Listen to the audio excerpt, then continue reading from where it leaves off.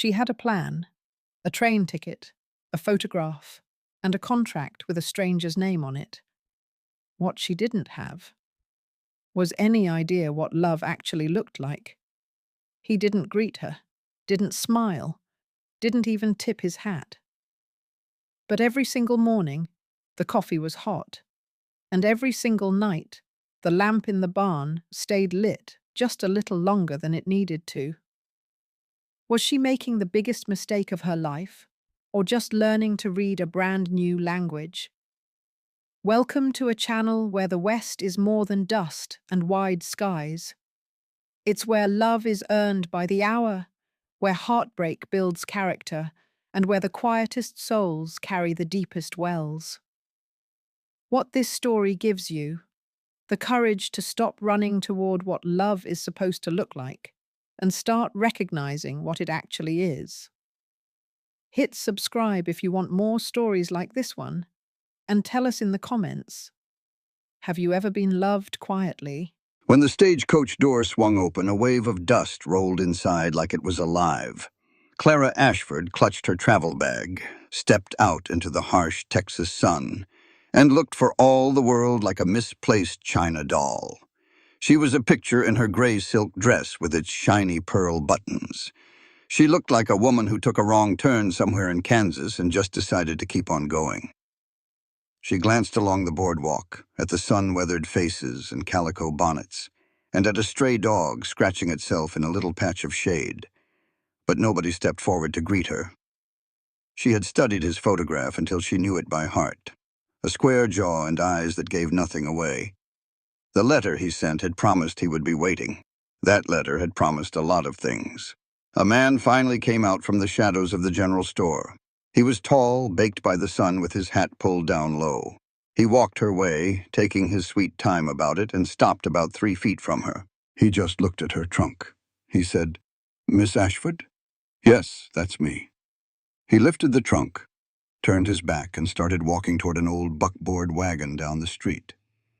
There was no handshake, no smile, not even a tip of his hat.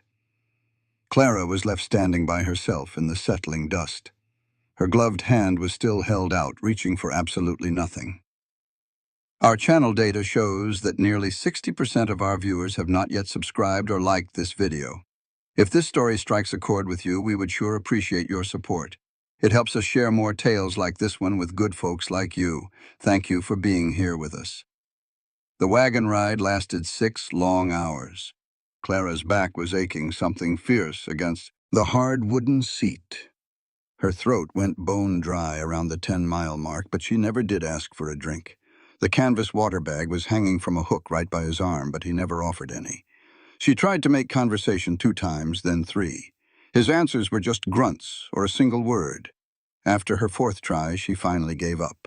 The sun made its slow journey across the big sky and finally disappeared behind the hills. The ranch house came into view in the fading light. It was just 4 walls, a tin roof, and a porch that had one lonely rocking chair. Silas carried her trunk in without saying a word. The door groaned open. Clara walked inside and just stood there. There was an old iron stove, a table made from rough wood, and 2 chairs that did not match. The walls were bare, the windows were bare. There were no curtains, no pictures, and no flowers. The entire place had the smell of wood smoke and something else entirely. It smelled like emptiness, the kind that seeps into the floor when a house has not heard laughter for far too long. She began to unpack her things very slowly. There were silk ribbons, a silver mirror for her hand, and a leather book of Tennyson's poetry. She placed the mirror on the windowsill where it caught the last rays of sunlight and threw a bright square of light on the bare wall. Everything looked silly here, like wearing fancy jewelry on a body that had no life left in it. Silas showed up in the doorway. He just pointed to a small room off to the side. "The bedroom is in there. I will be sleeping in the barn." He rubbed the back of his neck and then closed the door behind him. Clara tried to make supper. She made beans and biscuits, and she burned them both. The beans were stuck to the pot in a solid black layer. The biscuits turned out as heavy as stones from the river. She put his plate on the table and watched him eat every single bite. He did not make a face or say a thing about it. "Thank you," he said after the plate was clean. Just those 2 words. Then she heard the sound of his chair scraping the floor, the clink of his plate in the washpan, and the sound of the door opening and closing. He was gone. Clara sat all by herself at the table. The oil lamp hissed and the flame danced around. Shadows seemed to push in from every single corner. She counted all the knots in the wooden planks. There were 7 of them. Then she counted them one more time. Outside, a soft yellow light appeared in the barn window. He was still up. He was only 20 feet away. She pressed the palm of her hand flat against the cold window pane and just stared at that faraway light until her whole hand felt numb. What kind of man could eat burned beans without so much as a twitch, but could not even look his own wife in the eyes? The days started to run into one another. Every morning, Clara would wake up to the smell of coffee that was already brewed. The stove was warm, and the front door was left open to let the cool morning air inside. Silas was always long gone by the time her bare feet hit the cold floorboards. She would watch him from the window as he mended the fence along the north pasture, or when he carried water from the creek in big wooden buckets that left dark, wet streaks in the dirt. She watched him check the hooves of the bay mare, taking one leg at a time with the patience of a stone. He moved with the smooth rhythm of a man who had been doing these things all by himself for years. There was never a wasted move, never a moment of doubt. She started to notice his hands. They were large and calloused, with knuckles that were scarred and darkened by the sun. He handled his tools the same way other men might handle a deck of cards, with a certain quick and familiar touch. One morning, a racket out in the corral drew her to the porch. A young colt, a chestnut color and maybe a year old, was pacing back and forth along the fence. Its eyes were wild, and its ears were pinned back flat. It kicked at the wooden rails when Clara took a step closer, so she stopped right where she was. Silas came around from the side of the barn. He did not even look her way. He just opened the gate to the corral and walked right inside. He did not have a rope or a whip or anything in his hands. He just stood completely still with his palms open by his sides. The colt snorted and began to circle him. Its hooves kicked up little clouds of fine dust. It tossed its head back and forth, showing the whites of its scared eyes. Silas did not move an inch. The colt circled him again, but slower this time. Its ears twitched forward, then back, then forward again, as Silas just waited. Several minutes went by. Clara's fingers gripped the porch railing tighter. The morning sun kept climbing into the sky. Somewhere behind the barn, a rooster crowed 2 times. The colt finally stopped moving. It stood about 10 feet away from Silas. Its sides were pumping up and down, and its nostrils were flared wide. Then it took one step and then another. It stretched its neck out toward him, the muscles shaking beneath its dusty coat. Silas lifted one hand so slowly it looked like he was reaching through thick water. His palm touched the colt's neck. He stroked it once, then twice. The colt's head lowered. Its entire body seemed to let out a long breath. Clara felt her own breath catch in her throat. Those hands, the very same hands that had not touched her even once since she got there, were as rough as old tree bark against that trembling neck, but as gentle as anything she had ever seen in her life. The very next morning, she did not stay at the window. She found a bucket by the door to the hen house and she picked it up. Silas looked over at her. Then he looked at the bucket. His eyebrows went up about 1/4 of an inch, which was the most expression she had seen on his face in 2 weeks. He took the bucket right out of her hands. He showed her the right way to hold it down low against her hip so the chickens could not knock it over when they all rushed to get the feed. He did not give her a lecture or even let out a sigh. He just moved her hands into the right place and then he stepped back. The feed trough was the next lesson. She learned to check for rust along the bottom where water collected and ate through the metal. The hand pump needed 3 strong pulls before the water started to run clear. She learned the sky could tell you things if you just learned how to read it. Clouds piling up in the west meant you would have rain before night. Clouds that were moving fast and flat meant you were in for some wind and not much else. Silas taught her all of these things without using any words. He would give a nod when she did it right, and a little shake of his head when she did not. He never once grabbed a tool out of her hands, and he never rolled his eyes at her. He would just wait for her to figure it out for herself, and then they would move on to the next thing. Her palms got blisters, and then they turned into calluses. The blisters had hurt, but the calluses did not. By the end of her second week there, her biscuits had stopped looking like stones from the river. One night, Silas helped himself to a second helping. He did not say anything about it, but he took them. One evening, Clara came back inside to start making supper, and she stopped right there in the doorway. There were wildflowers sitting on the kitchen table, purple sage and yellow columbine. There was still dirt clinging to the roots. The stems were all wrapped up in a wet piece of burlap and were leaning against the salt shaker. There was no note and no ribbon, just the flowers. They were plain and simple, like someone had just pulled them out of the ground 5 minutes ago. The barn door was already shut for the night, and the lamp inside was already lit. Clara walked over to the table and touched a petal with the tip of her finger. It was soft, and still cool from the shady spot where it had grown. Her mother's voice came to her then, from somewhere deep inside her memories. "Watch what a man does, child. Any old fool can say pretty words."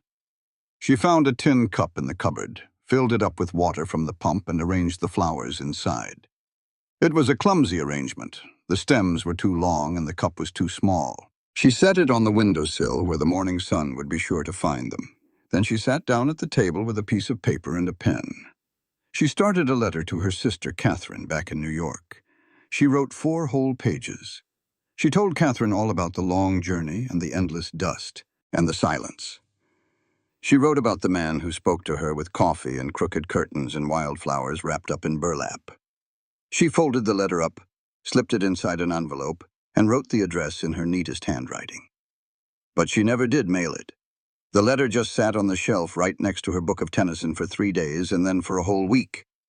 Sometimes she would look at it, pick it up, and then just put it back down.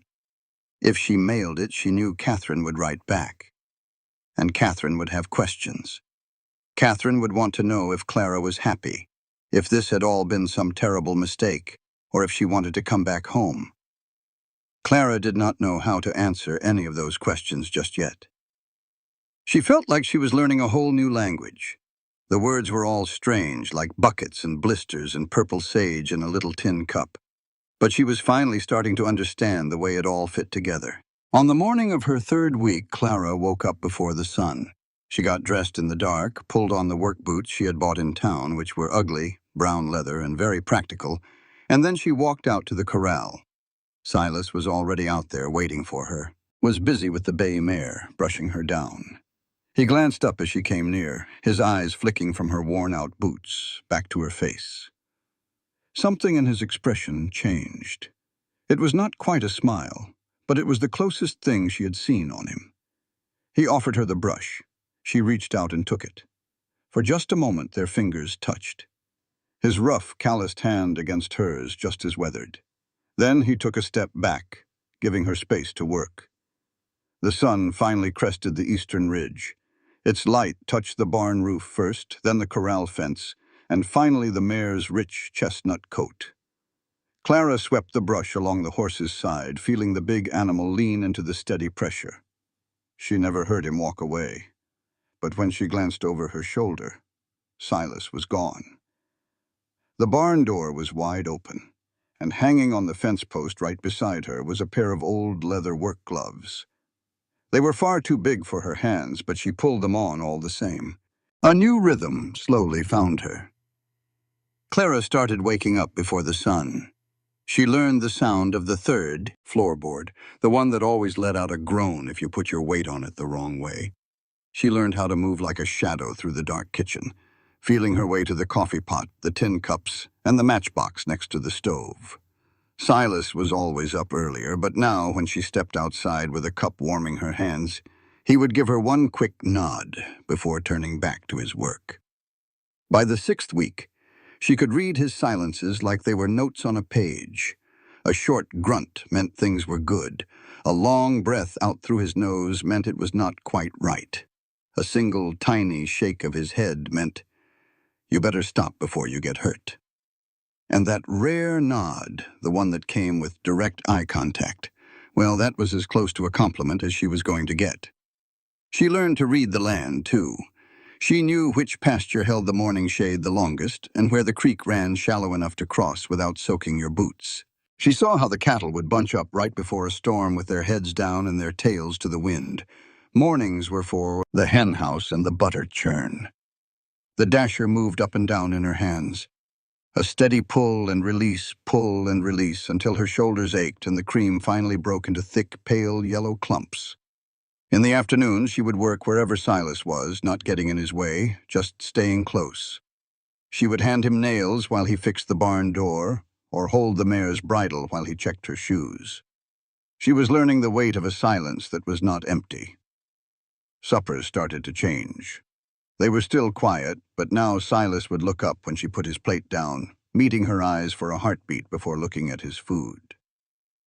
He started taking a second helping of her biscuits, without her having to ask. One time, she saw him use a piece of bread to scrape up the very last bit of gravy from his plate. He never mentioned it, but that plate was wiped clean.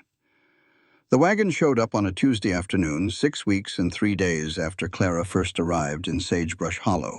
She heard it before she saw it, the distinct rattle of wheels on the dry dirt road and the jingle of the harness. She walked out onto the porch, using her hand to shield her eyes from the afternoon sun. A woman was sitting on the wagon seat, with a round face and gray hair tucked under a faded bonnet. She waved her arm high in the air as if she were trying to stop a train. "Hello there! You must be the new Mrs. Drifter." Clara grabbed the porch rail for support. She had not thought of herself in that way, not once. The woman climbed down from the wagon, moving faster than you would expect for her size. A man followed her, tall and skinny as a fence post, moving slowly as if his joints were giving him trouble. "Martha Holloway," the woman announced, taking Clara's hand in both of hers and shaking it twice. "And that there is Ezra. Do not mind him. He is not much of a talker." She leaned in, her voice dropping to a loud whisper. "Seems like you got the same problem around here." "I am Clara. Please, come on inside." "Please, come. I will put some coffee on." Martha Holloway talked enough for 4 people. She made herself at home in one of the kitchen chairs like she had been sitting in it for 20 years. Her eyes scanned the room, noticing the wildflowers in a jar on the windowsill, the lack of curtains and the bare walls that Clara had not yet figured out how to soften. "Lord have mercy," Martha declared. "This place needs a woman's touch, something fierce." She gave Clara's arm a friendly pat. "Good thing you showed up when you did." Ezra sat quietly by the stove and did not say a word. He had kind eyes. He gave Clara a single nod and then seemed happy to let his wife do all the talking, and Martha certainly did. The community had church gatherings once a month over at the Fenton place, 8 miles south. Barn raisings were held whenever somebody needed one, which was often. Mrs. Patterson baked the best apple pie in 3 counties, but would not give her recipe to a soul, which was both a sin and a shame. "Folks look out for each other here," Martha said. "We have to. The nearest real town is 40 miles away, and the nearest doctor is 60. If you get into trouble out here, it is your neighbors who will save you, or nobody at all." Clara poured more coffee. "How long have you known Silas?" Martha's expression changed, softening around the edges. "Since he was just a boy, running barefoot through these very fields. I watched him grow up on this land." She held her cup with both hands. "His folks were good people. Henry and Ruth, the salt of the earth. Both of them gone now. A fever took them 3 years back. It swept through the whole valley that summer, but it hit this ranch the hardest." Martha shook her head slowly. "Ruth passed first. Henry followed her 4 days later. I reckon he just could not live without her. Some men are built that way. A lump formed in Clara's throat. Silas had never said a word about any of it. Of course he would not have. Martha put her cup down. Bless his heart. That man would not complain if his own boots were on fire.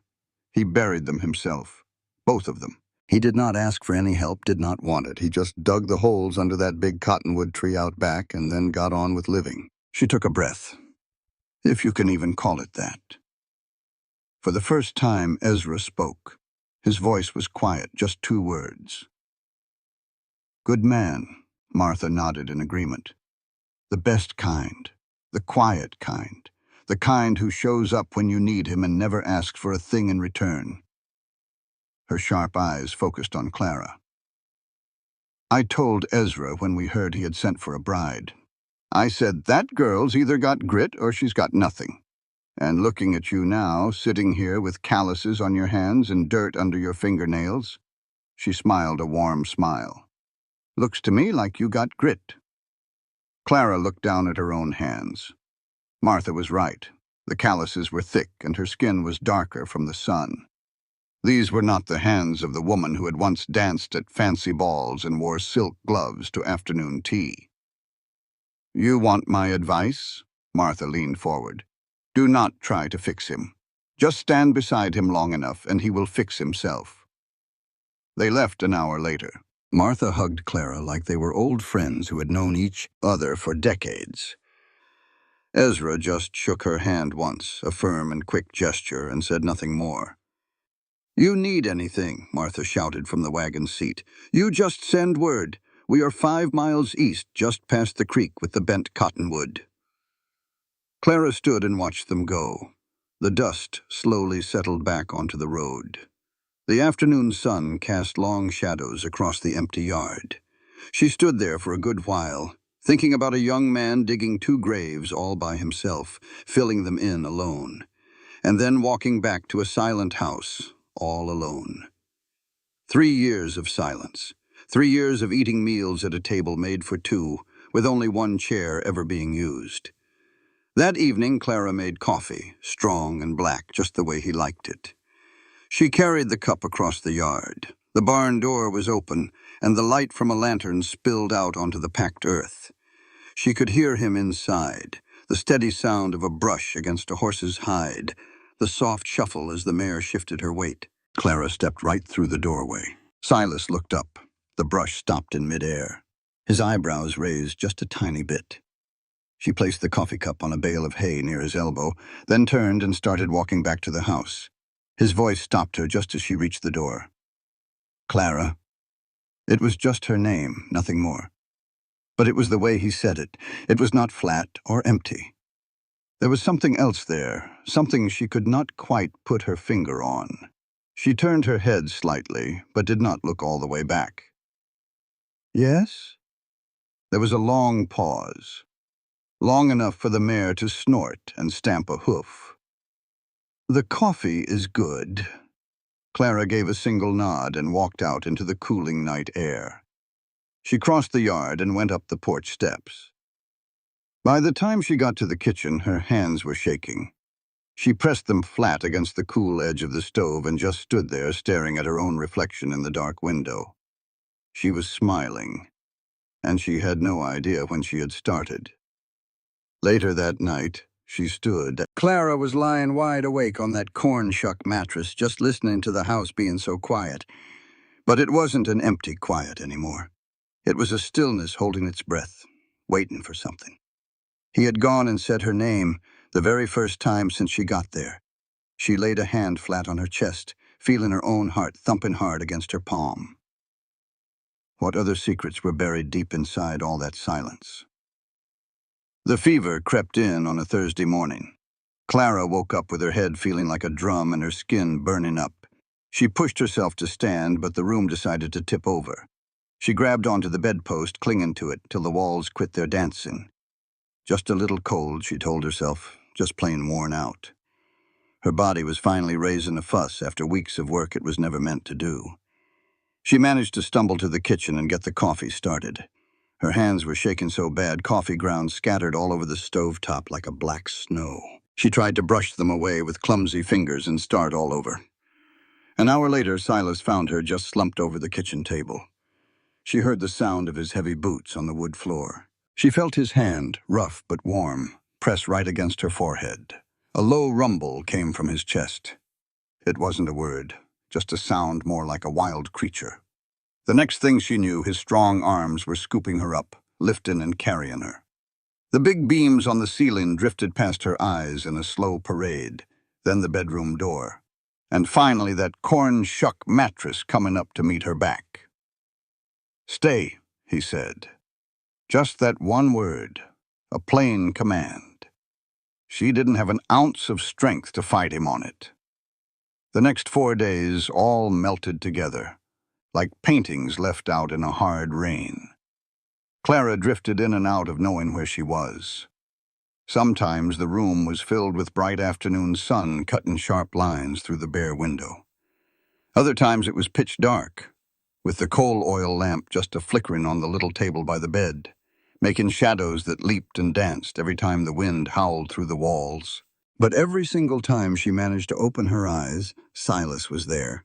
He was sitting in a simple ladder-back chair he'd pulled up close to her bed. His hat was off. His hair was a deep brown, and longer than she had figured, falling down over his forehead in a tangled mess. He was holding a bowl in his big hands. Thin white curls of steam were rising up from it. "Broth," he said. "Drink." She drank that chicken broth, and it was salty and hot and good. It burned a little on its way down, but she didn't mind one bit. Her throat had gotten so parched she'd nearly forgotten how to swallow. A cool cloth just seemed to appear on her forehead. She never saw him dip it in the water bucket. She never saw him wring it out. But there it was, all wet and cold against her burning skin. The relief came on so fast it made her eyes sting with tears.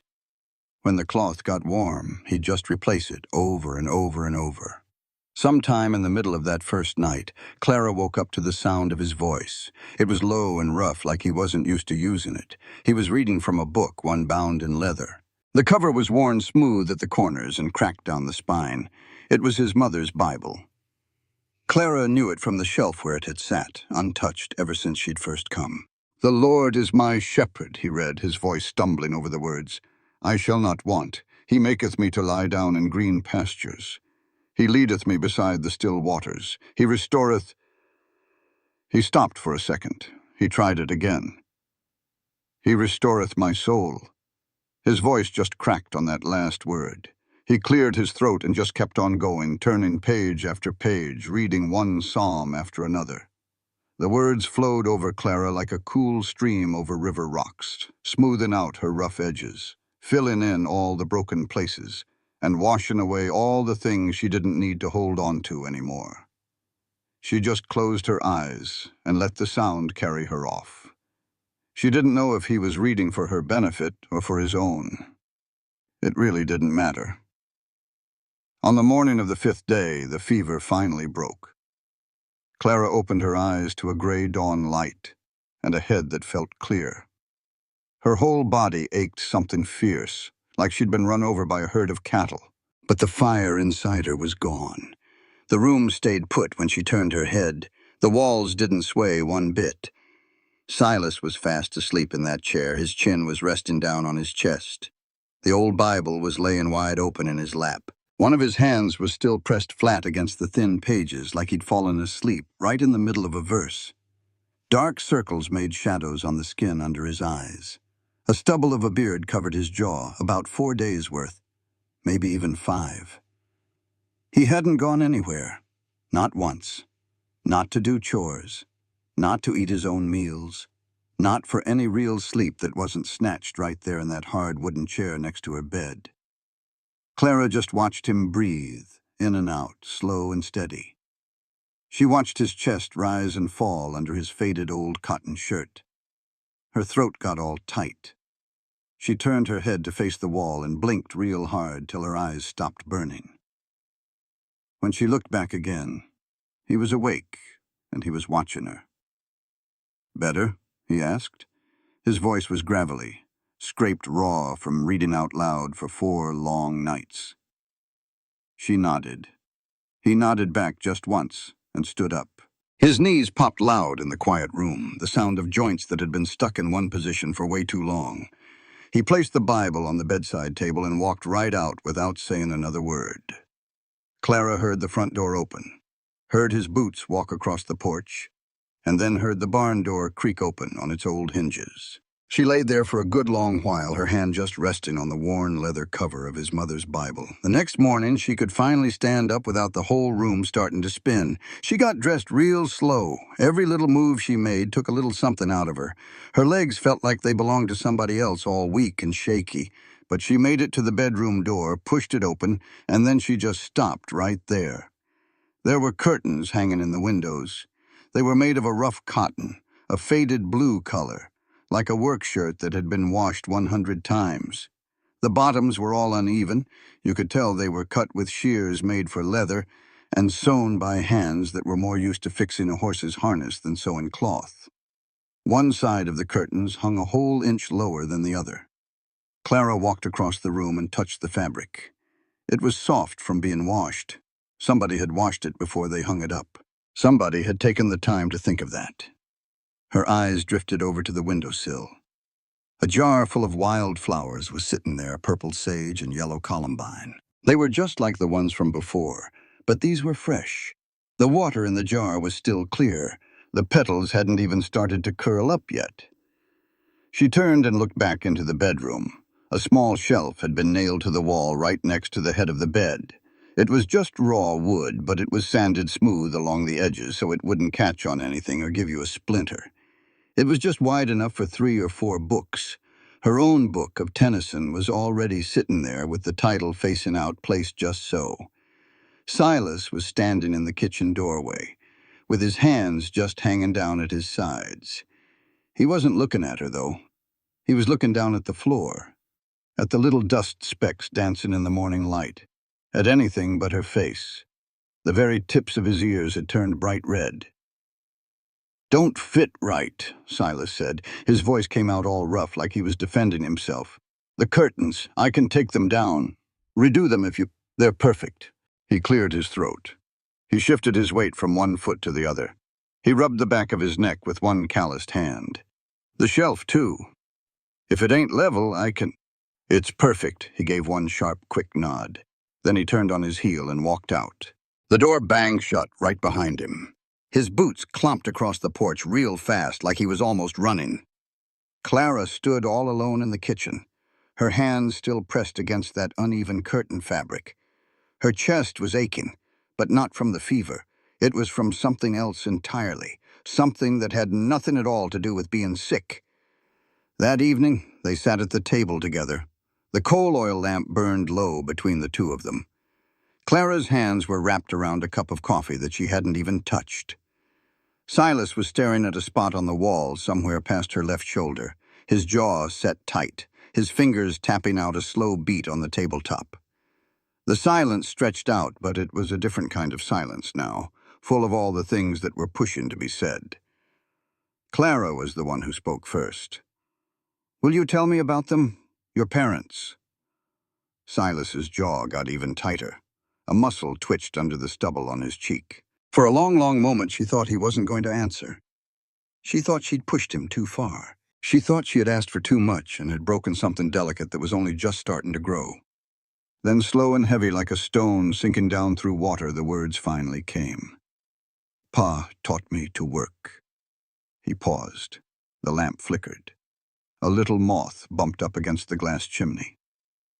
"Ma taught me to pray." He paused again. This time for longer. His fingers stopped their tapping. "They went quick, that's something. Fever took 'em both inside of a week. Some folks hang on for months. They didn't." He stopped and swallowed hard. His Adam's apple bobbed in his throat. "Buried 'em under the cottonwood, out back." His voice got so low that Clara had to lean forward just to hear him. "Ma liked that tree. Used to sit under it in the evenings when the work was all done. She said the leaves sounded like water running over rocks." He stopped talking then. His hands were lying flat on the table now, palms down. His fingers were spread wide.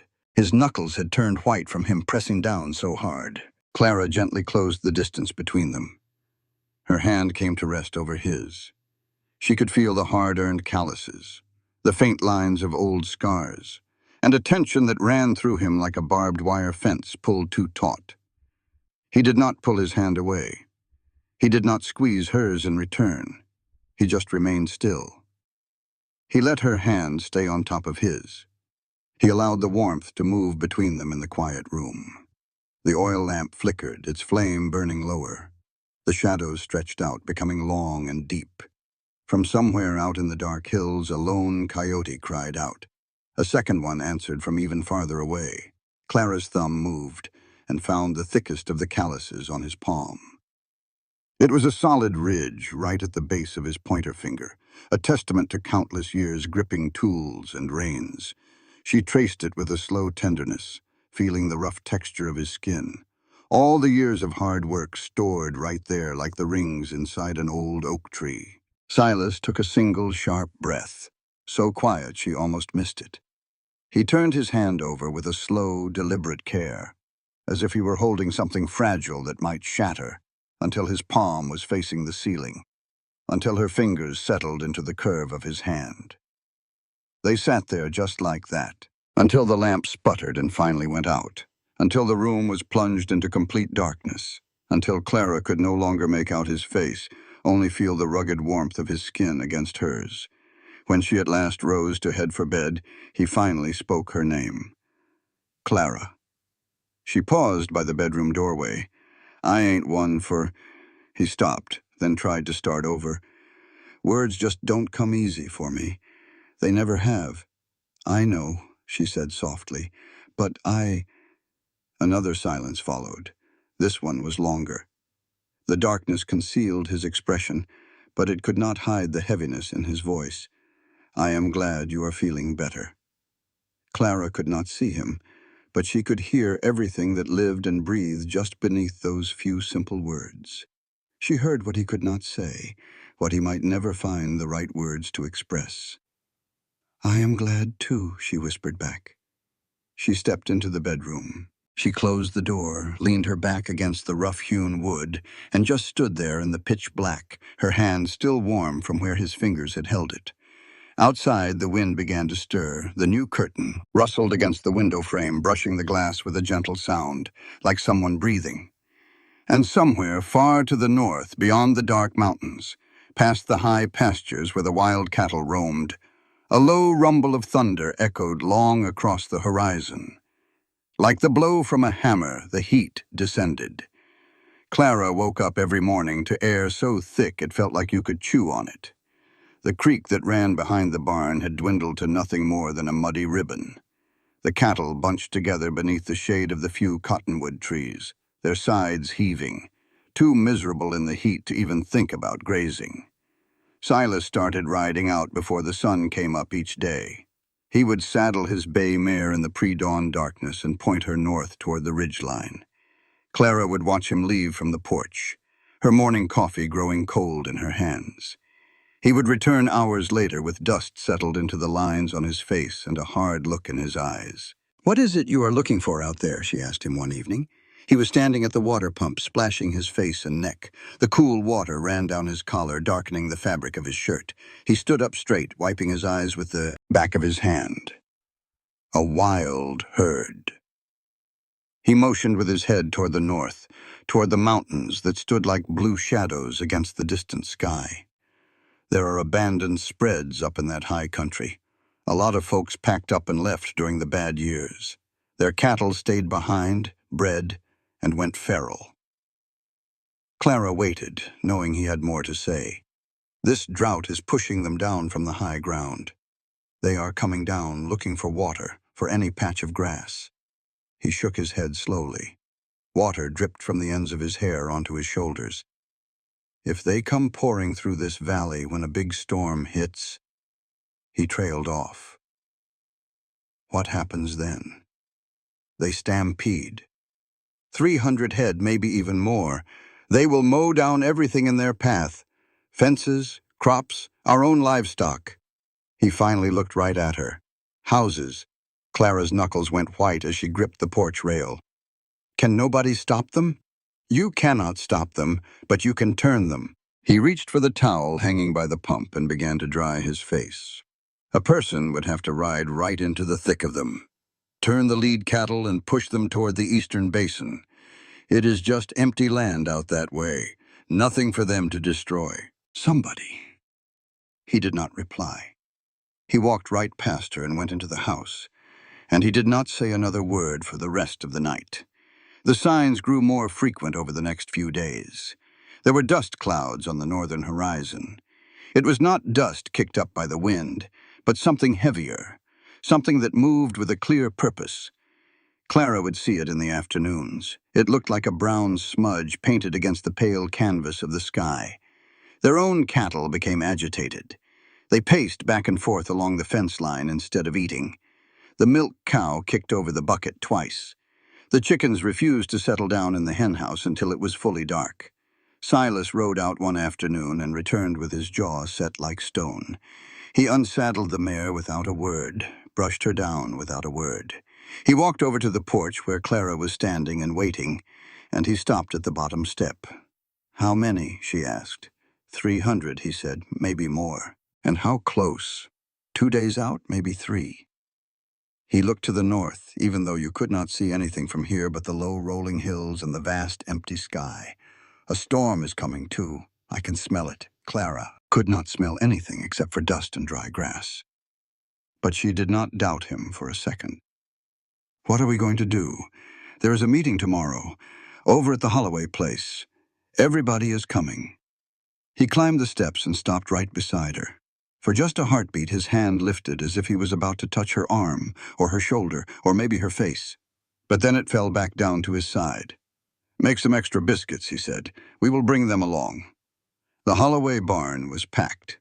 Clara counted 15 people. They were ranchers and farmers from spreads that were scattered all across the valley. They had weathered faces and worried eyes. They stood around in small groups between the tall stacks of hay and the empty stalls, speaking in low voices that fell silent the moment Silas walked inside. Martha Holloway pressed a cup of cool water into Clara's hands. "Lord, have mercy," she murmured. "The way these men are carrying on, you would think the end of the world was upon us." Ezra was standing near the big barn door with 2 other men that Clara did not know, and their voices carried on the thick, heavy air. 300 head, at least, probably more. They are coming down through Miller's Canyon. That is a straight shot right to the valley floor. If that storm hits while they are on the run, there will not be a thing left standing. The entire barn grew quiet.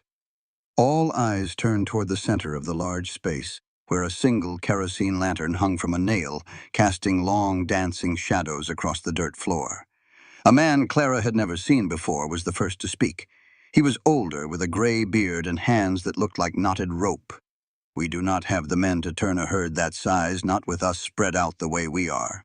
Another man, who sounded younger, spoke up. "What about the eastern basin? If we could just push them in that direction." "Push them how? Are you planning to ride into a stampede all by yourself?" "I did not say that. There is nobody here with enough hands. There is nobody here who is that kind of crazy." The voices started to rise, talking over each other, a mix of arguments and counter-arguments with a current of fear running beneath it all. Clara kept her eyes on Silas. He stood off to the side of the group, with his arms crossed over his chest, his expression impossible to read. He had not said a single word since they got there. Ezra Holloway held up one hand. The barn fell silent again. "I have seen men try to turn a stampede before," he said. His voice was steady and flat. "I have seen them get buried, too." A heavy silence filled the air. Martha made a quiet sound next to Clara. It was half a sigh and half a prayer. Then Silas uncrossed his arms and took a step forward. The lantern light fell on his face, and Clara saw something in his eyes she had never seen before. It was not fear. It was something older, something harder. It was resignation. "Maybe I will do it." The words fell into the quiet barn like stones dropped into a perfectly still pond. The gray-bearded man just shook his head. By yourself, Silas. That is, I know those canyons. I know how the cattle run. If I can just get out ahead of them, hit the lead steers before they ever reach the valley floor, you will get yourself killed. Silas just shrugged one shoulder. I might. Ezra stepped in closer. He placed one weathered hand on Silas's arm. Son, if you ride into that herd all alone, you might not ride out again. Then I will not get buried. A beat of silence. I aim not to. Anyway, Martha's voice cut sharply across the barn. Lord, that man has more stubbornness in his little finger than most people have in their entire body. A few of the men let out short, nervous laughs. The tension in the room cracked, but it did not break. The meeting ended about an hour later. Plans were made and backup plans were discussed. But everybody there knew the simple truth. It all rested on the shoulders of one man, one horse, and a whole lot of luck. Clara found Silas outside the barn. He was checking the mare's cinch strap, running his hands down the length of the leather, as if he were already preparing for the ride. She grabbed his arm. He stopped what he was doing and turned to face her. You cannot go alone. Her voice came out sounding harsher than she had meant it to. There has to be another way. He looked down at her. The moonlight caught in his eyes and seemed to hold them. For a brief moment, something in his expression changed. It softened. She saw the fear that he had kept hidden back in the barn. She saw the doubt, the terrible crushing weight of what he had just volunteered to do. Somebody has to, he said simply. Then let it be somebody else. There is not anybody else. He pulled his arm free from her grip gently but with finality. This is what I do. Clara, this is what I have always done. I look after folks. I keep them safe. He paused for a moment. The only difference this time is... Well, now I have got something to come back to. He walked to his horse, swung himself up into the saddle, and looked down at her. The storm will hit tomorrow night, maybe the night after. He gathered the reins in his hands. I will be back. That is a promise. And with that, he rode off into the darkness. Clara stood alone in the Holloway's yard and watched him go until she could not see him anymore, until the sound of the hoofbeats faded into absolute silence. Martha came up beside her and pressed something into her hand. It was a handkerchief. Clara had not even realized that she was crying. Come on inside, child, Martha said softly. There is nothing left to do now but wait and pray. Clara looked to the north. The stars were vanishing one by one behind clouds that she could not yet see. The air itself had changed. It felt heavier, charged with energy, as if the whole sky were holding its breath. Somewhere out there, beyond those dark clouds, 300 head of wild cattle were on the move. He was heading toward the valley. And somewhere in between this place and that one, her husband was riding all by himself straight into the darkness. The storm hit right around dusk. Clara stood by the window and watched the sky turn a sickly green, and then pitch black. Lightning tore the sky apart in jagged white cracks. The thunder came right after, not some distant rumbling, but big crashes that shook the whole house and made the dust fall from the rafters and the glass rattle in the window frame. Then the rain started, not soft or slow, but a solid wall of water that slammed against the house like it was some kind of living, angry thing. The windows shuddered in their frames. The new curtain, Silas's crooked curtain, swayed in the draft that was creeping in through every little crack and seam. He had left about an hour ago. She had watched him saddle up the mare in that strange green light right before the storm let loose. She watched him check the cinch strap 2 times, then a third. She watched him swing himself up into the saddle and turn the horse to the north without ever looking back. She had wanted to run right after him, to grab the reins and beg him not to go, but she hadn't moved an inch from the porch. Now she just pressed her forehead against the cold glass, and looked out at the storm. Rain was coming down in sheets so thick she could not see the barn or the corral. She could not see anything but water and darkness, with an occasional flash of lightning that burned images into her eyes for a few seconds after it was gone. The clock on the mantel ticked, slow and steady and certain. Clara moved to the table and sat down, wrapping her hands around a coffee cup that had gone cold hours ago.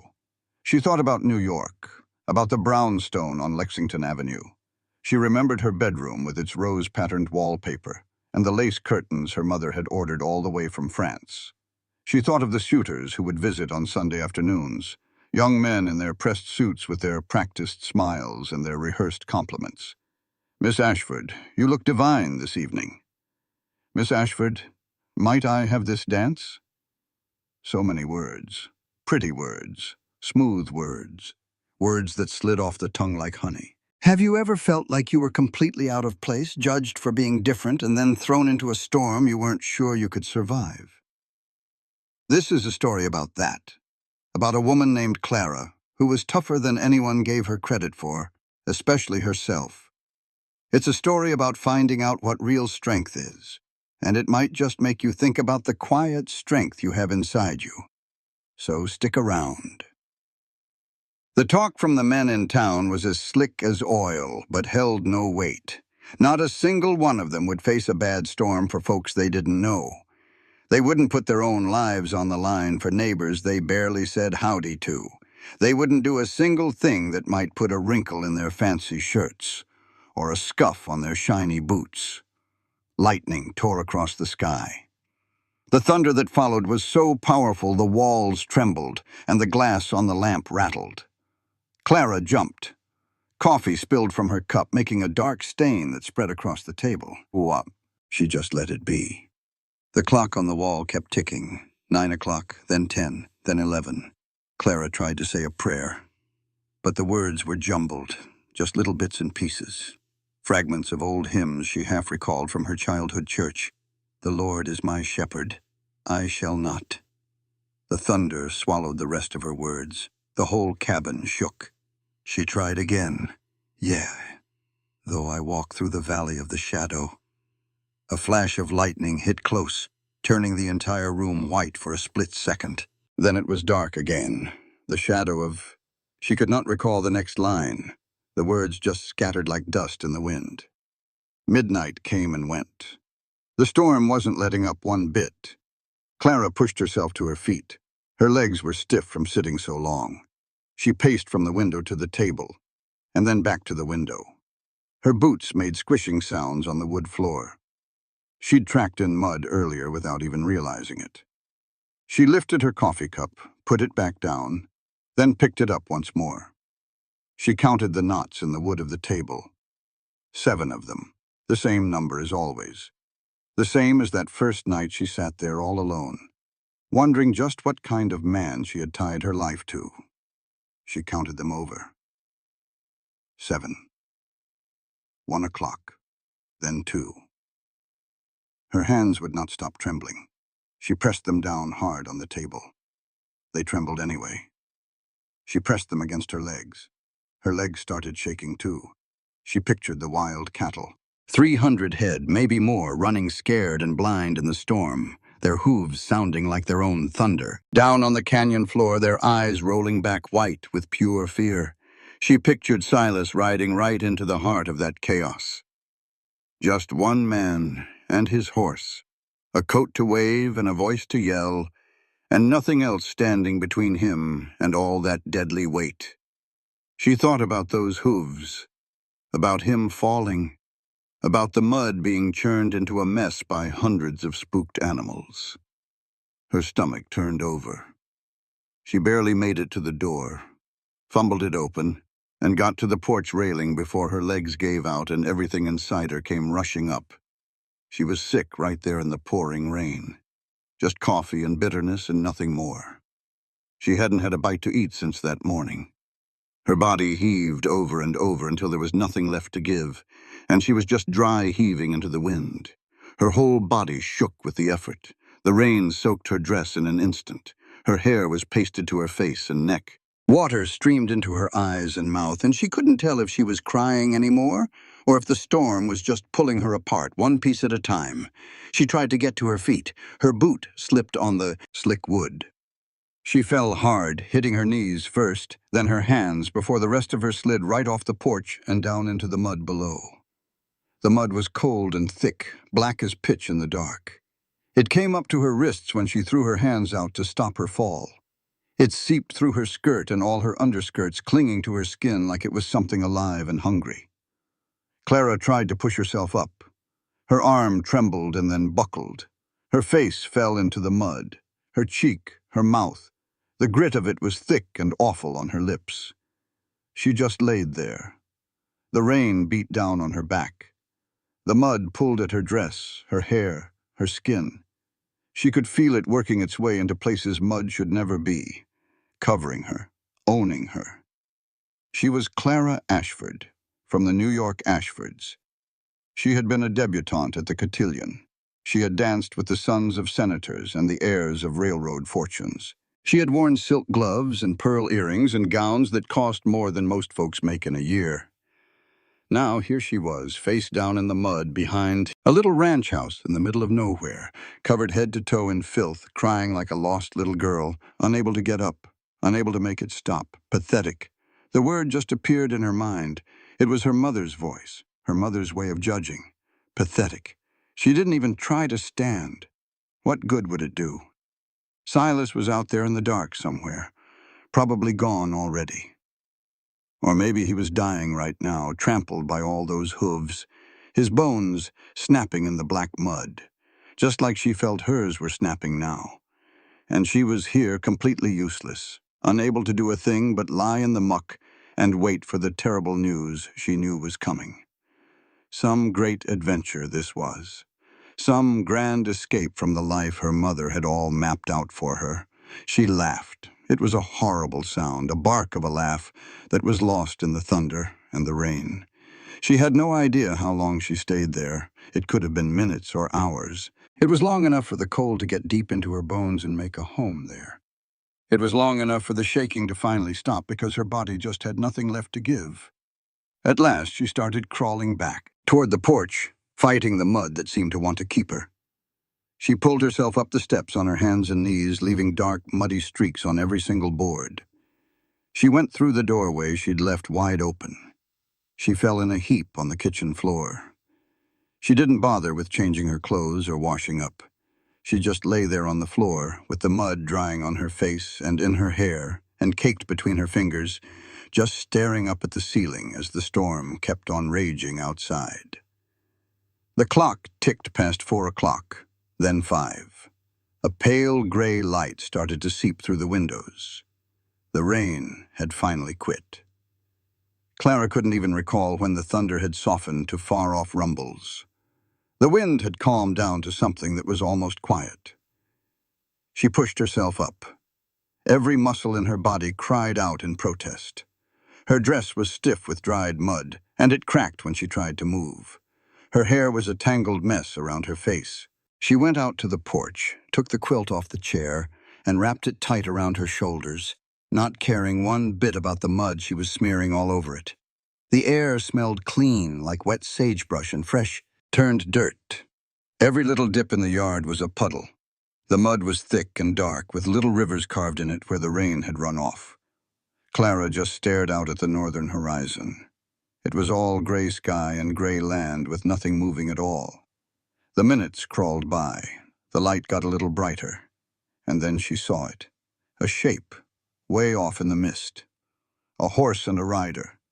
They were moving slow, way too slow. Clara was off that porch before she even knew her legs were moving. Her feet were bare. She'd lost her boots somewhere in the night. She ran right through the puddles. Mud splattered up her legs. She didn't even feel it. The shape got a little clearer. It was the bay mare, all lathered up and stumbling. And on her back was Silas, slumped way down over the horse's neck, his hands all tangled up in her mane instead of holding the reins. He wasn't really riding, just hanging on. Clara grabbed the bridle. The mare stopped, her sides heaving up and down, her eyes rolling. Silas. He slowly lifted his head.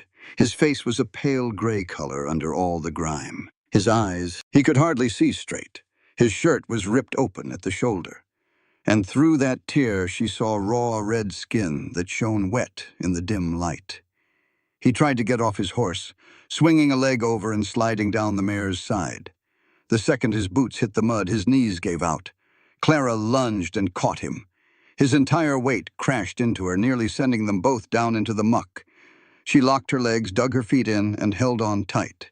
He smelled of rain and sweat, of horse and blood. "You are alive," she said, her voice breaking on the last word. "You are alive." He let his forehead fall against her shoulder. His whole body began to tremble for the first time since she'd stepped out of that stagecoach. Silas Drifter just let her hold him. Clara all but carried him across the yard. His arm was a dead weight over her shoulders. His boots cut two deep lines through the mud behind them. She could not feel her own legs anymore, only the heavy burden of him. The ache in her lower back, the fierce, desperate need to just keep putting one foot in front of the other. The porch steps were the biggest fight. She took them one by one. Silas tried to help, lifting a foot, setting it down, then lifting it again. His hand gripped her shoulder so hard she knew it would leave a bruise. They finally made it inside. She eased him down into the chair near the stove. His head dropped back against the wood. His eyes drifted shut. His chest rose and fell with every ragged breath. Clara did not hesitate. She pulled off his soaked coat, wrestling with sleeves that were stuck to his arms like a second skin. His shirt underneath was drenched and torn at the shoulder, right where she had seen the glistening raw flesh. With trembling fingers, she undid the buttons and peeled the wet cloth away from his skin. The rope burn was far worse than she had imagined. A terrible stripe of red and purple ran from his shoulder clear across his chest. It was the mark of a lariat pulled too tight against a man's desperate struggle. Blisters had already formed and burst along the edges. In some places, the skin had been torn completely, away, leaving angry patches that oozed a clear fluid. His hands were even worse. She gently turned them over and felt her own stomach tighten into a knot. His palms looked like raw meat, bloody and torn up. The skin had been ripped off in great patches, exposing the tender flesh underneath, which was already starting to puff up. Clara ran to the bedroom and grabbed the wool blanket, wrapping it around his shoulders. She stoked the fire until the old cast-iron stove glowed red-hot, pouring waves of warmth into the little room. Then she pumped water into the basin, set it on the stove to heat, and found the cleanest rag she owned. She started with his hands. He never made a sound. His jaw was clenched tight when the warm water touched the raw skin. She saw the muscles twitch in his jaw, but he did not pull back. She carefully cleaned away the dirt and the dried blood and whatever else had caked on them through the long night. Then she tore long strips from her own petticoat and wrapped his palms tight enough to hold but loose enough to let the wounds get some air. The burn on his chest was next. She worked the same way, moving slow and gentle and making sure she got it all clean.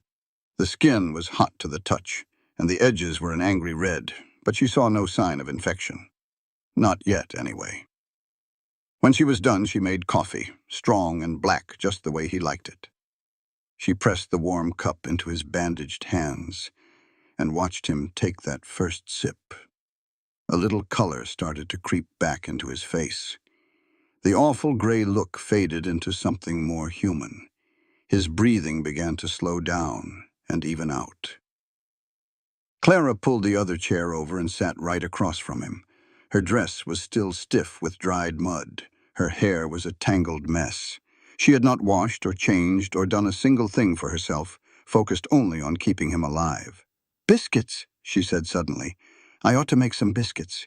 You need something to eat. Stay." It was just one word, but the way he said it stopped her cold. She sank back into her chair. Silas looked at her over the top of his coffee cup. His eyes were sharper now, clear and focused. He took another sip, then set the cup on his knee, cradling it between his bandaged hands. "You look like you went 10 rounds with a muddy hog," he said. A sound escaped Clara, half a laugh and half a sob. "I fell off the porch." "Why?" "I was," she started, but her throat closed up. She tried again. "I was worried. I did not think you were coming back." "I thought." She could not say the rest. The words just would not come out. Silas just nodded, like that was all the explanation he needed, like he understood all the things she could not put into words. He drank some more coffee. Clara watched the muscles in his throat work when he swallowed. She watched the steam curl up from between his bandaged hands, and she waited. "Found the herd in the canyon," he finally said. His voice was rough, like it had been scraped raw. "They were already running when I got there. That lightning had them spooked something fierce. 300 head moving like a single terrified creature." Clara stayed quiet, not wanting to break his spell.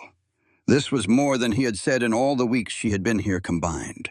Rode right into the thick of them. He shook his head real slow. "Had my coat off, waving it over my head, just yelling my fool head off, trying to turn the lead steers before they poured out onto the valley floor." He stopped, his eyes fixed on a spot between his muddy boots. They did not want to turn. They just kept pushing south, toward the ranches and the farms, toward, he stopped and swallowed hard, toward here. Clara's hands clutched the seat of her chair so tight the wood bit into her palms. "I finally got ahead of them. The mayor knows this country. I trained her mama on these very same trails. She found us a path through a side canyon, got us out in front of the whole herd. We pushed the led steers east. The rest of them followed." He finally looked up at her. "They are herd animals. That is what they do. They follow the one in front, even if it is into nowhere. Even if it is into empty country where there is nothing to tear apart." "How long were you out there?" "Hours. I do not know how many. I lost track somewhere along the way." He glanced down at his bandaged hands. "The horse stumbled at one point, went down hard on her front knees. I rolled clear, their hooves missed my head by." He held up 2 fingers pressed close together. "By that much, maybe less." Clara felt her stomach lurch. "I got back on and kept going." He said it so simply, like he was talking about mending a stretch of fence. It was just a fact. The storm finally broke around dawn. The herd settled down in a basin. They were tired and scared, but they were settled. He took another drink of his coffee. Rode back. And that is it. That is all. Like it was nothing at all.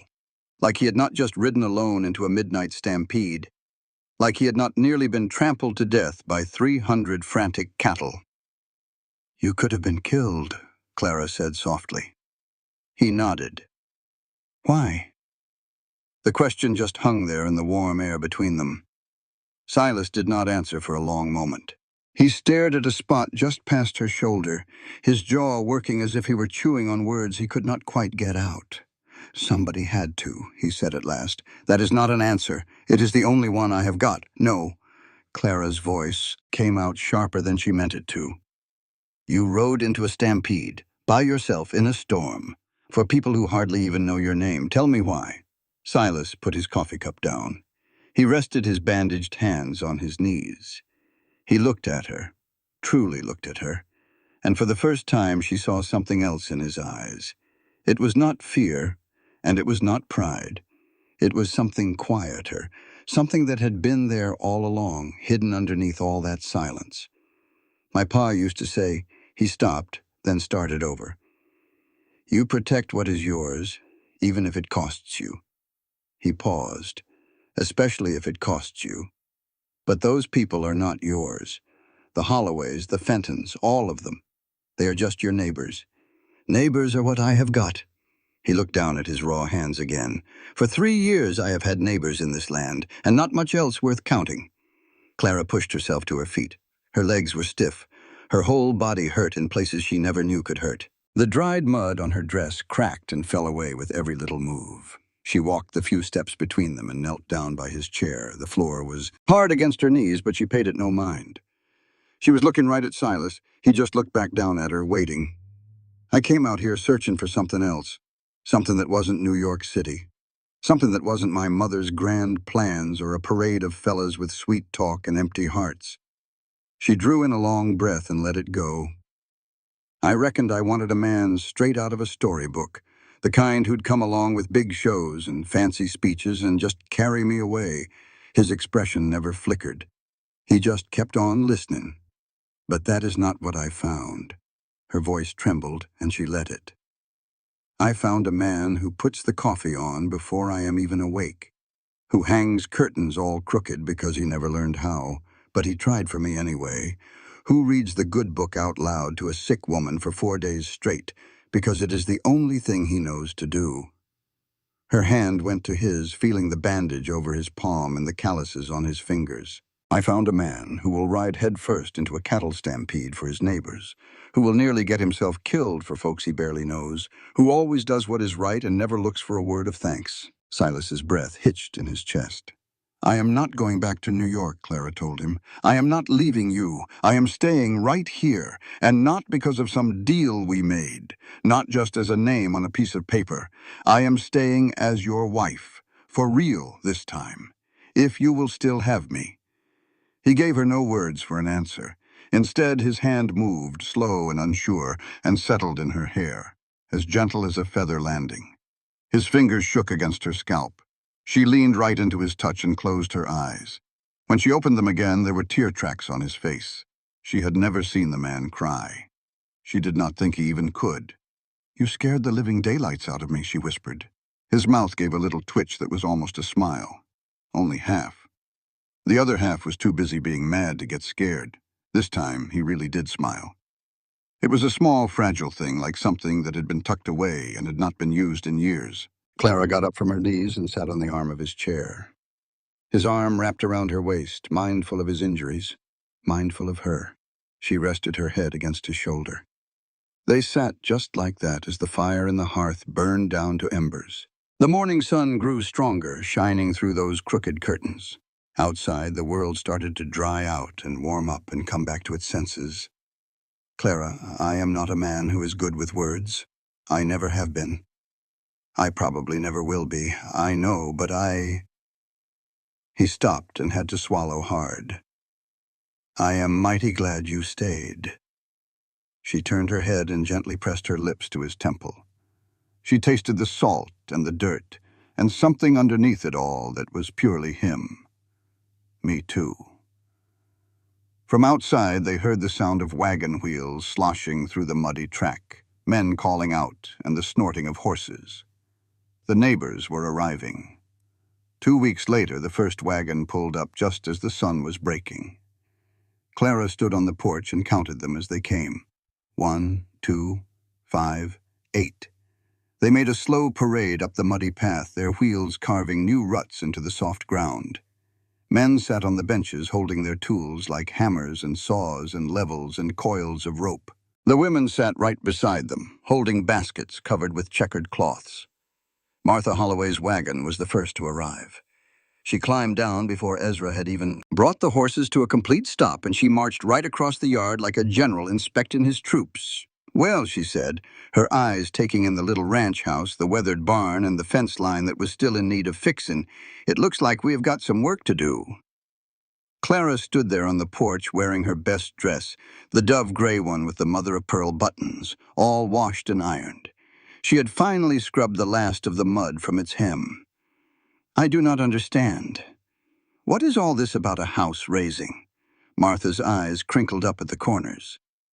Ezra told everybody what your husband did, riding into that stampede all by himself, turning 300 head of cattle in the pitch black.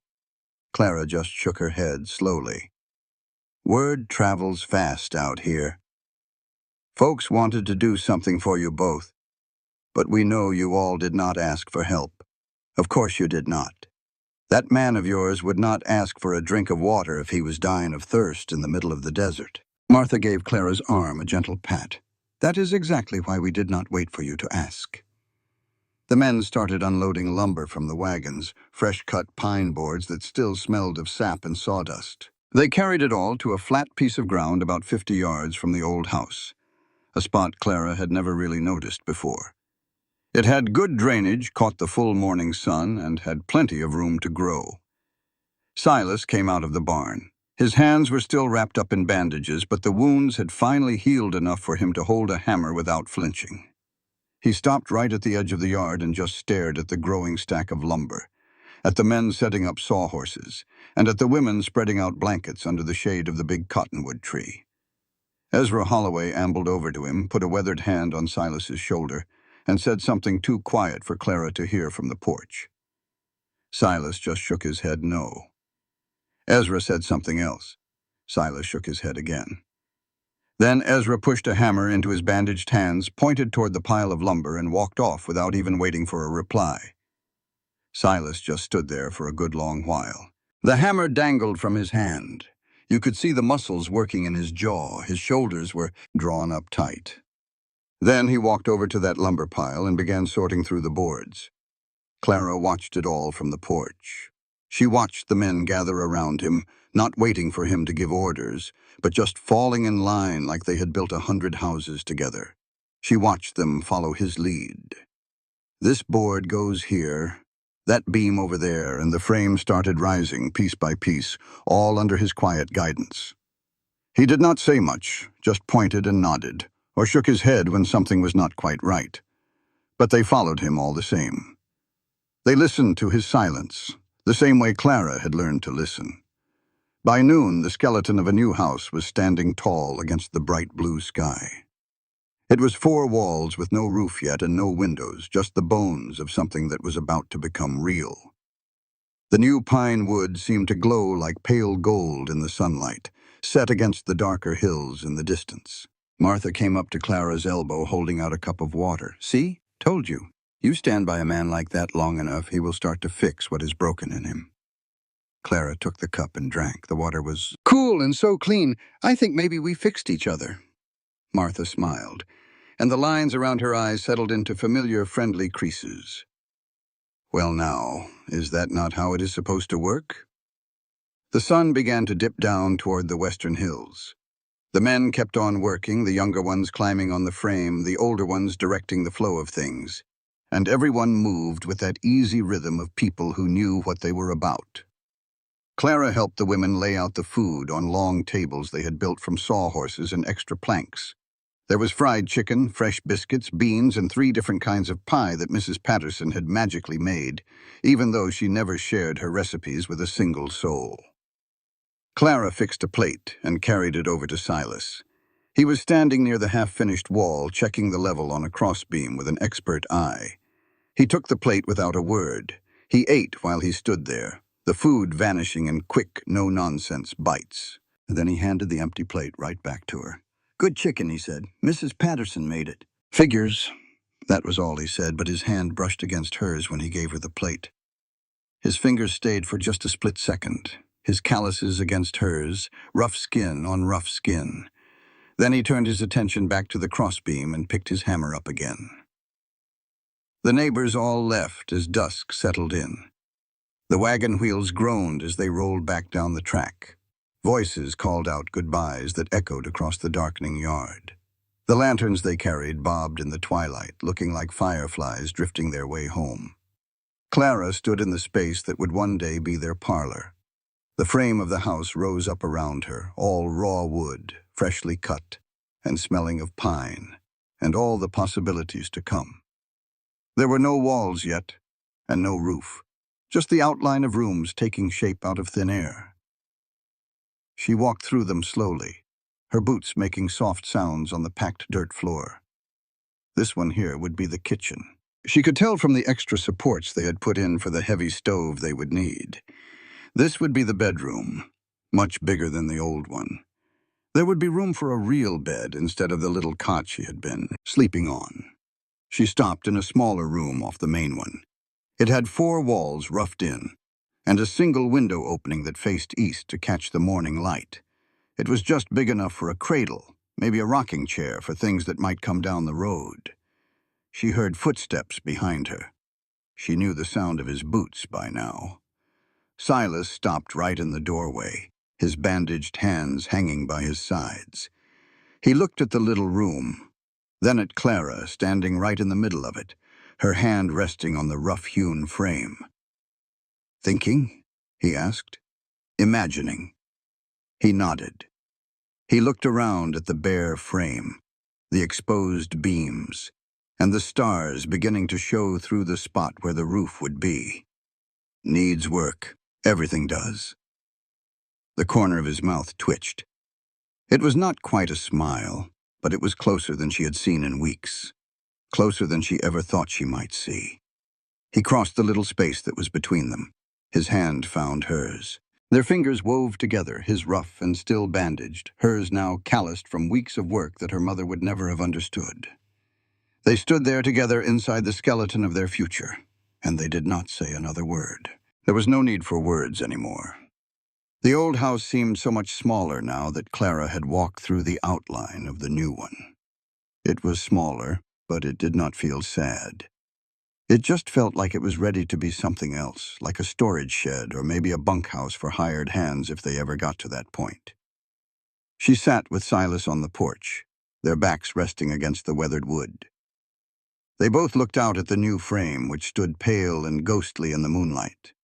The night air was cool. Stars were scattered all across the black sky, like someone had spilled salt on a dark tablecloth. Clara reached into her pocket, took out an envelope, and placed it on her knee. Silas glanced down at it. "What is that?" "It is the money from New York. I brought it with me when I first came." She turned the envelope over and over in her hands. The paper had grown soft and worn from being handled so much. "It was my emergency money in case things did not go well, in case I needed to run on back home." He did not say a thing. He just waited. "I want to use it for the roof and for the windows." Cold on her knees. "This is for the supplies," she said, "and for whatever else we need." She held the envelope out to him. He looked from the envelope to her face, the moonlight from the window catching the hope in her eyes. "That is yours?" "It was," she said, pressing it into his bandaged hands. "Now it is ours." He just held the envelope for a long time. He did not open it. He did not try to count the money inside. He just held it, like it weighed a whole lot more than paper and ink. Then he set it carefully on the porch rail beside him and wrapped his arm around her shoulders. Clara leaned into him. She felt the solid warmth of his body next to hers. She smelled wood smoke and sweat and something underneath it all that was just him. It was a smell that had become familiar over these past weeks. Familiar and good. A coyote called out somewhere in the dark hills, a high and lonesome sound. Another one answered from far off in the distance. "Clara, I am glad you stayed." She rested her head against his shoulder. "I am glad you gave me a reason to stay." There was a silence then. The good kind. The kind of quiet that holds things together instead of hiding them. "I am still not much for talking," he said after a bit. "I know. That probably is not ever going to change. I know that too. Are you all right with that?" Clara looked up at him. The moonlight lit up his face, the strong line of his jaw, the weathered skin, the eyes that had learned to say all the things his mouth could not. He was tired and worn, and he was hers. "Turns out I am learning a whole new language," she said softly. His arm tightened around her shoulders. "And I am still a terrible cook," she added. "Your biscuits are getting better. That is not saying a whole lot." There was a pause, just long enough for another coyote to cry out in the dark. "No," he said, his voice rumbling. "It ain't." She laughed. The sound of it surprised her, how easy and natural it felt. He made a noise that might have been a laugh itself, rusty and out of practice, like an old piece of machinery that had not been used in years. They just sat there together on the porch of the old ranch house, and just watched the moonlight shine down on the frame of the new one. Tomorrow would bring more hard work, more neighbors showing up with wood and nails, more walls to raise, and more rooms to build. The roof would come next, and then the windows, and then everything else that makes a house a home. A home built one board at a time, one day at a time, by hands that had finally learned how to work side by side. But tonight, it was just this. Two people who had found each other in the quiet, who had learned how to talk without needing any words, who had built something that neither one of them had ever seen coming. As she stepped off that stagecoach into the dust of Sagebrush Hollow, she never could have imagined this. Clara rested her head on his shoulder. He rested his chin on the top of her head. Neither of them said a word. They didn't have to. Sometimes a story just finds a quiet spot somewhere deep in your heart and decides to stay a while. This one feels like it might just do that. The picture of two people sitting on a porch in the moonlight looking at the bones of a house they're going to build together. The meaning of all the words that were never said, but somehow told each other everything that was important. A lot of us have known a silence just like that. The kind that isn't empty, but is actually full of feeling. We have stood next to somebody and realized that love doesn't always come knocking the way you think it will, with big shows and flowery words. Sometimes it just shows up in a cup of coffee left warm on the stove, or in curtains that are hung a little crooked but were hung with love, or in a hand that reaches for yours across a table in the dark. Maybe you have carried something like that in your own heart. A love that didn't make a big announcement. A moment when you understood that the person right beside you had been talking to you the whole time, just in a language you were still learning. It's okay to let this story settle now. It doesn't have to be anything more than what it was. A quiet story about two people who found their way to each other in the stillness between the words.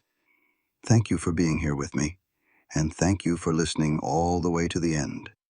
This content was carefully researched, developed, and manually edited by our team to deliver meaningful stories with valuable life lessons. Every narrative is crafted to entertain, inspire, and empower our audience.